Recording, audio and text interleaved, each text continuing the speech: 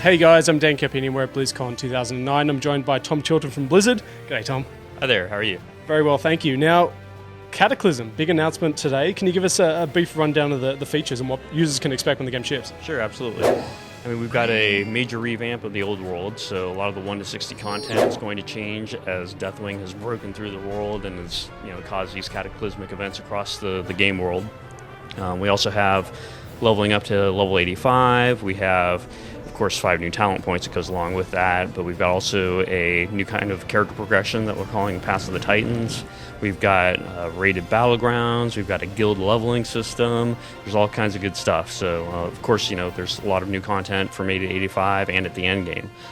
We have more end game content for Cataclysm than we've ever had before. So, at least what's in the plan right now. Now, you are throwing in a lot of content. So it was a bit of an odd decision then, I think, on the user's part to only add 5 levels rather than the 10 we saw in Wrath and we saw in Burning Crusade. Why was that?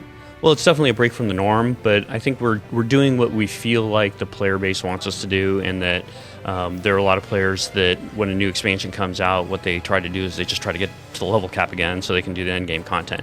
At the same time, there are a lot of players that really like leveling up characters, so we're trying to satisfy both. The guys that really enjoy leveling up characters, not only do we have the 5 new levels for them, but we also have that revamped 1 to 60. The people that like leveling up new characters, like having a lot of different tunes, tend to, like I said, create a whole lot of them.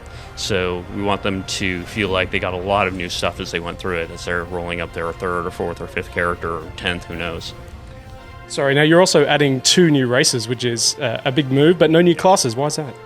Well, partially because we've decided to go with the 2 new races this time. We feel like if we added a new character class with every expansion, we would probably mess up the game pretty soon. It wouldn't take that long for the classes to really start being hybridized, become more and more like each other. So I think we have to be very careful with the introduction of new classes. We'll probably do it again sometime in the future, but I wouldn't expect every expansion to have a new class. So that's why this time we got new races. What is the selection process? Why Worgen and why Goblin? Well, the selection process is whatever kind of fits within the scheme of what we're doing for the expansion, and what also just seems like it would be really cool. The Goblins have been one that people have talked about since the game came out, right?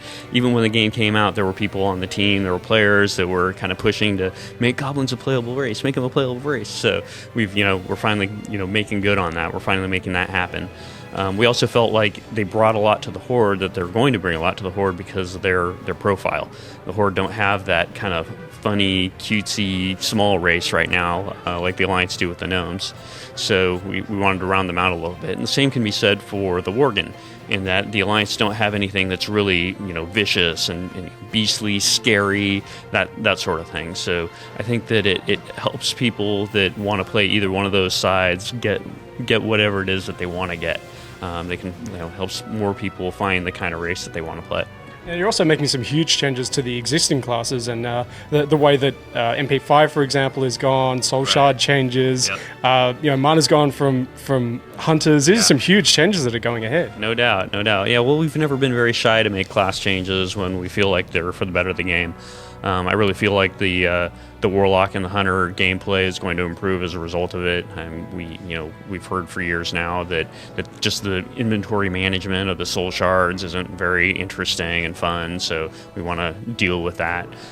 Same could be said for mana for the Hunters, in that it really wasn't a resource that seems to be working out for them because of the nature of the way DPS classes need to, get their resources back to be able to continue to apply DPS over a long period of time. And you're making some physical changes to the world itself. Azeroth isn't going to look the same anymore? Yeah, well, it's going to change in a lot of places, and your mileage will vary in terms of from zone to zone how much it'll change. The Cataclysm is going to affect different zones to different degrees. But the general idea is to come away from it with a feeling like the world is dynamic, the world changes sometimes, that not everything is always going to be the same, and that it's interesting because of that. I think that we hear from players a lot of times that they wish the world were more dynamic, and so we're trying to help make that happen, making that happen not only with the Cataclysm changes, but also with the phase terrain kind of stuff.